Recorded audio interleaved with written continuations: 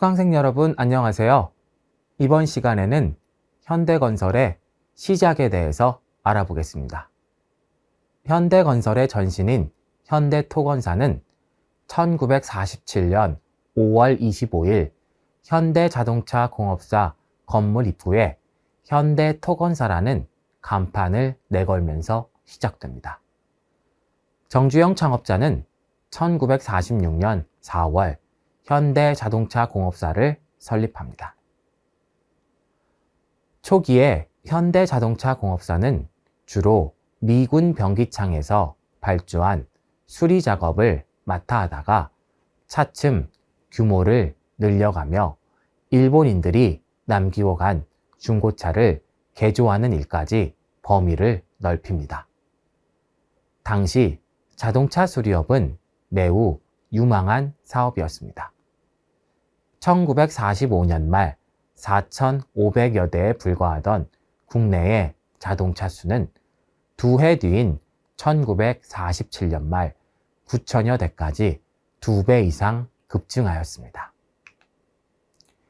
일본, 만주 등에 흩어져 지내다 독립이 되면서 돌아온 동포들로 인구 유입이 빠르게 증가했고 매우 높은 인플레이션으로 시세 차익을 누릴 수 있었던 상인들로 인해서 자동차 수요가 빠르게 증가하였습니다. 이에 힘입어 현대자동차공업사는 빠르게 성장하였습니다. 자동차 수리업은 성공적이었지만 정주영 창업자는 토건업에 진출하고자 하였습니다. 토건은 토목과 건축을 합친 말인데 이 둘은 분야가 상당히 많이 겹칩니다. 토건업의 매력은 자동차 수리업과는 비교조차 할 수 없는 방대한 사업이었습니다. 자동차 수리나 토건이나 미 군정에서 발주한 일을 받아서 하는 것은 같았지만 토건업자들은 매달 자동차 수리비의 수십 배에 달하는 공사 대금을 수금해 갔던 것입니다.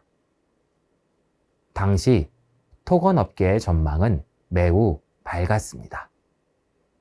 북위 38도선 이남에 주둔한 미군이 대량의 관계시설 공사를 긴급 발주하면서 꽤 활기를 띠고 있었습니다.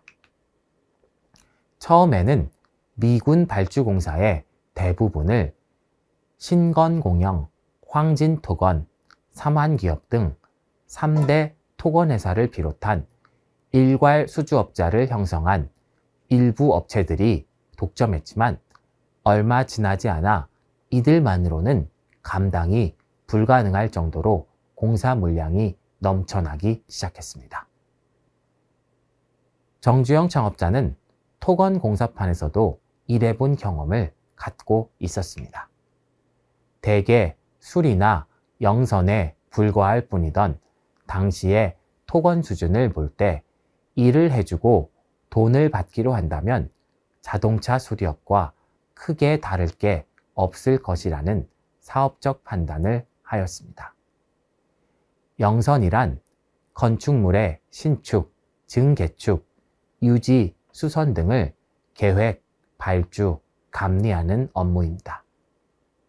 시작 당시 현대토건이 보유한 인력은 공업학교 교사 출신의 기술자 1명과 기능공 10여 명이 전부였습니다. 1948년 8월 15일 3년간에 걸친 미 군정이 끝나고 대한민국 정부가 수립되었습니다. 정부 수립과 함께 국가 경제 안정이 최우선적 과제로 떠올랐으며 관련 정책들도 본격적으로 논의되기 시작했습니다. 이러한 상황 속에서 정부가 우선 주목한 것은 국민 생활에 필요한 생활 필수품의 자급 체계를 갖추기 위한 공업의 부흥이었습니다. 아울러 이를 뒷받침할 수 있는 건설 자재 생산에도 관심을 기울였습니다. 모두가 토건, 즉 건설의 수요 폭발을 기대하게 만드는 요인들이었습니다. 정부는 1949년 경제부흥 5개년 계획을 수립, 이듬해부터 본격적인 실행을 준비하는 한편 미국의 경제 원조를 기반으로 전 국토를 대상으로 한 본격적인 건설 투자에 나섰습니다. 이로써 도로와 교량, 학교 등의 공공건축물, 농지와 수리시설 등에 대한 보수, 건설 공사가 활발하게 일어나기 시작했습니다. 현대토건에 있어 이 같은 움직임은 매우 중요한 것이었습니다. 이에 현대토건은 1950년 1월 10일 현대 자동차 공업사를 합병하고 현대건설 주식회사를 출범시켰습니다. 사업 확대와 체제 정비를 통해 국가 경제 부흥의 바람을 타고 폭발적으로 늘어나고 있던 건설 수요에 더 재빨리 대응해 나가려는 조치였습니다. 법인 체제로 전환한 현대건설은 정관상의 사업 목적에 토목, 건축, 교량, 삭도 등의 설계와 시공, 이에 따르는 부수사업 일체를 망라함으로써 종합건설사로서의 면모를 갖추었습니다.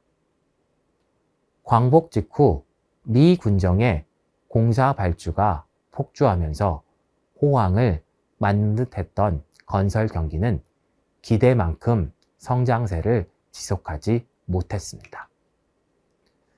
1946년 토목 6,600만 원, 건축 5억 5,700만 원, 기타 1억 7,700만 원 등 총 8억 원 규모에 이르렀던 미군 관계공사는 이듬해인 1947년 5억 7천만 원 선으로 후퇴했습니다. 1948년 5월에는 미군 부대에 전면적인 공사 중지 명령이 내려지면서 상황이 더욱 악화됐습니다. 미군 관계공사의 의존도가 높은 사업자 일부는 치명적 타격을 입고 업계에서 아예 자취를 감춰버렸습니다. 이는 매우 큰 사업으로서 사업의 인건비가 전부는 아니지만 1942년 조선인 석공 1급이 3.77원, 일본인은 5.29원인 것을 감안하면 상당히 대규모 사업이었습니다. 다만 이 당시 해방 이후의 혼란과 뒤이은 전쟁으로 통화량 급증과 악성 인플레이션이 발생하긴 했습니다. 여기에 미 군정으로부터 정권을 이양받은 초대 정부의 높은 건설 투자 의지와 경제 부흥 5개년 계획 등 국가 재건을 향한 활발한 움직임은 앞으로의 건설 경기에 낙관적 전망을 안겨 주었습니다. 그러나 현대건설은 물론 건설업계 전체가 품었던 장밋빛 미래는 불과 반년이 지나지 않아 신기루처럼 사라져버리고 말았습니다. 그해 6월에 발발한 6.25 전쟁 때문이었습니다.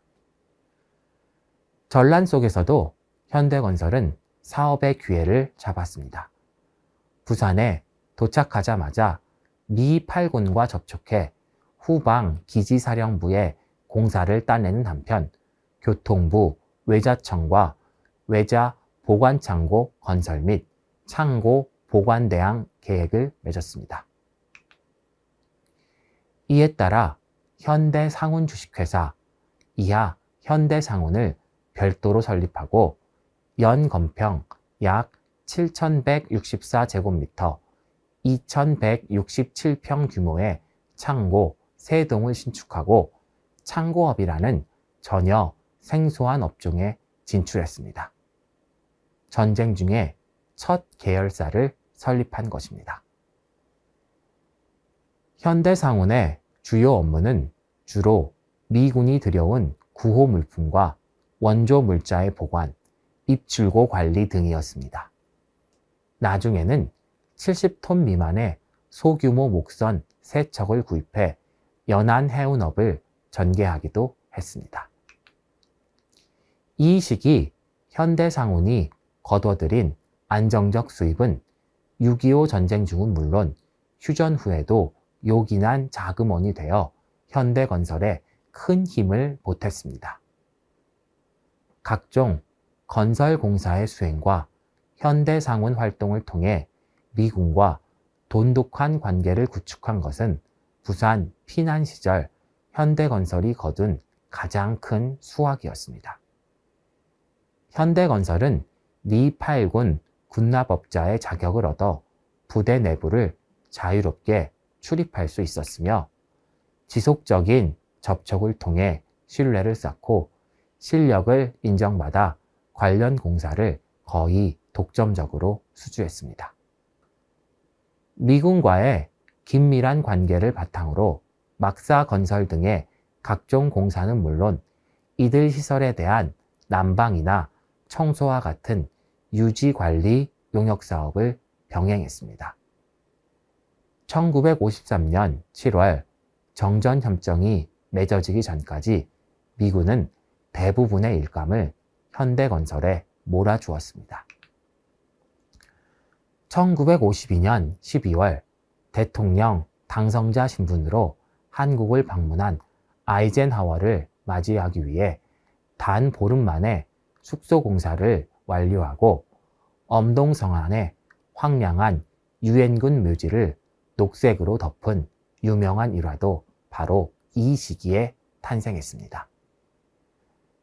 현대건설은 미군 공사뿐 아니라 한국 정부에서 발주한 긴급 복구 공사에도 활발하게 참여했습니다. 하지만 이들 정부 발주 공사는 미군 공사만큼 현대건설에 큰 금전적 이익을 가져다 주지는 못했습니다. 극심한 전시 인플레이션 때문이었습니다. 3년간의 6.25 전쟁 기간 동안 국내의 통화량은 무려 11배나 증가했고 물가는 20배 넘게 치솟았습니다. 초기 현대건설의 가장 큰 위기는 1953년 4월 정부로부터 수주한 고령교 복구공사였습니다. 총 공사 기간이 26개월에 달했고 계약 금액도 5,400만 환을 훌쩍 뛰어넘었습니다. 이는 같은 해 수주한 나머지 계약금 총액을 뛰어넘는 액수였습니다. 하지만 고령교 복구공사는 크나큰 손실을 안기며 현대건설을 위기 속으로 몰아넣었습니다. 전후 인플레이션과 공사 장비의 부족 때문이었습니다.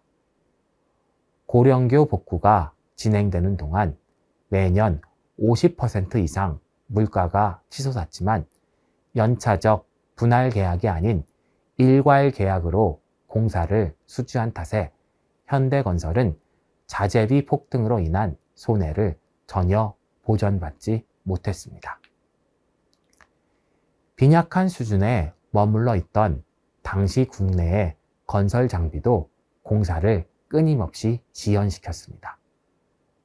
현대건설은 장비의 열세를 인력 투입으로 완화하였지만 많은 어려움을 겪었습니다. 현대건설이 고령교 복구공사에 투입한 예산은 약 1억 2천만 환이었는데 계약에 비해 무려 6,500만 환 이상의 적자가 발생한 셈이었습니다. 6,500만 환의 적자폭은 1954년 현대건설의 총 수주액인 1억 5,800만 환의 40%를 넘게 차지하는 액수였습니다.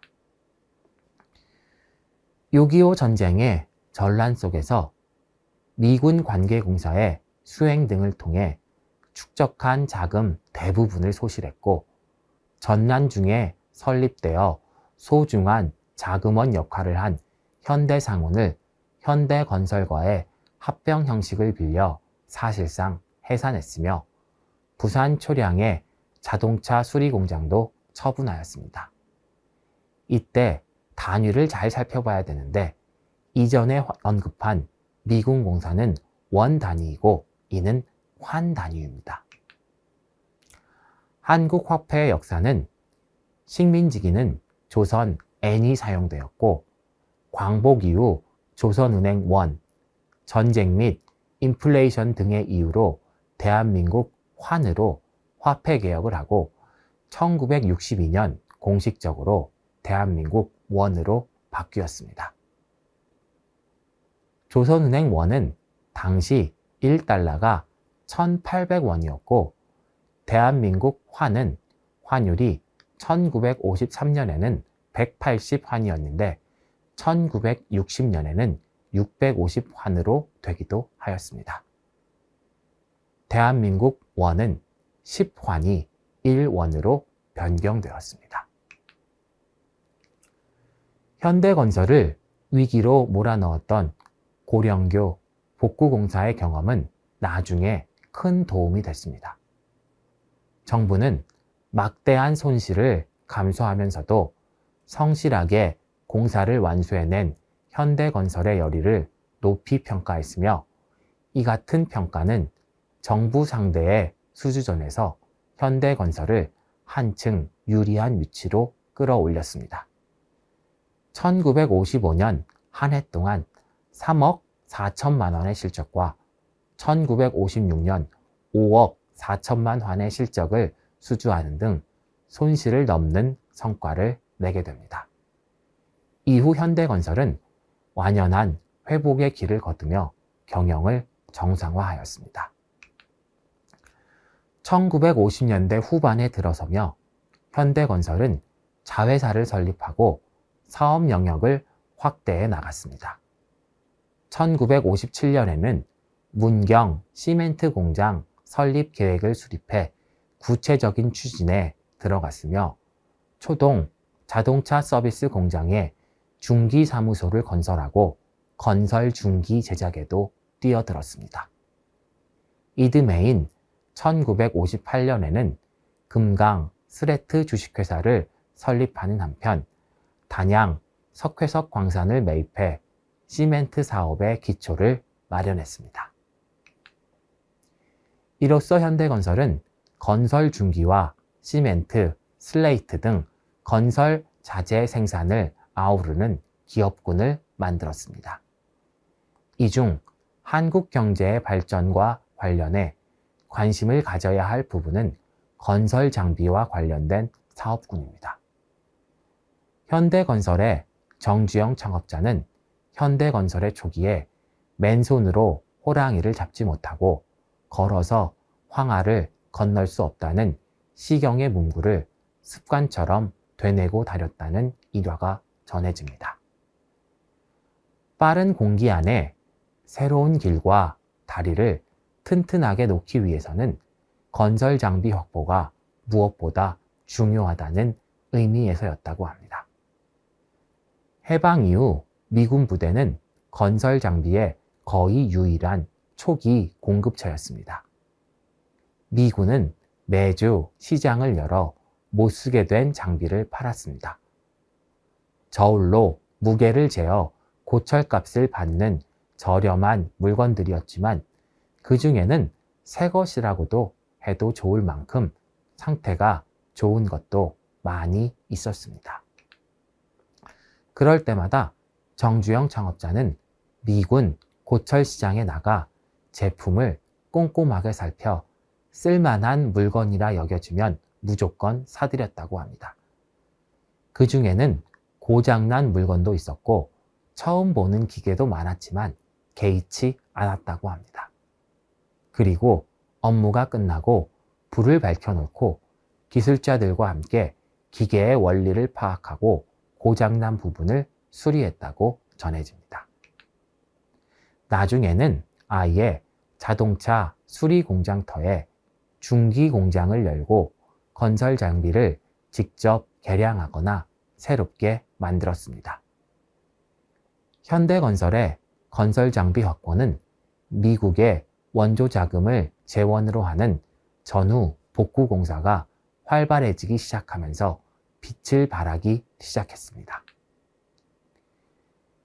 이들 공사에 대한 표준안, 규정을 설명하는 시방서에는 엄격한 장비 조항이 따라 붙었지만 당시 국내 건설회사 대부분은 그런 조항들을 충족시킬 만큼의 장비를 보유하고 있지 못했습니다. 건설 장비에서 접한 우위를 바탕으로 현대건설은 큰 어려움 없이 공사를 수주할 수 있었고 비슷한 일이 계속되면서 현대건설은 업계를 빠르게 앞서 나가기 시작했습니다. 이러한 일화는 현대건설이 어떻게 현대자동차로 이어질 수 있었는지를 보여주고 있습니다. 현대건설은 사업 경험을 통해 장비의 중요성을 인식했고 장비의 수급을 원활하게 하는 것은 건설 사업에서 중요한 부분이었습니다. 당시 한국의 열악한 경제 상황에서는 다른 전문 기업이 장비를 개발하는 것에 의존하는 것보다는 직접 생산하는 것이 더 효과적이고 안정적일 수 있었습니다. 기술이 세분화되고 높은 수준으로 발전된 현재에도 자동차 회사들이 공작 기계를 직접 개발하는 것은 쉽게 관찰됩니다.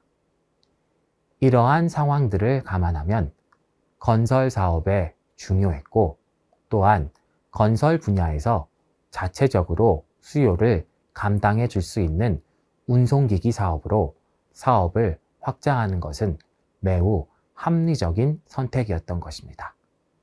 그리고 현대건설의 시작부터가 현대토건과 현대자동차공업사를 합친 것이었습니다. 다음 시간에는 현대건설의 확장과 관련된 내용을 알아보도록 하겠습니다.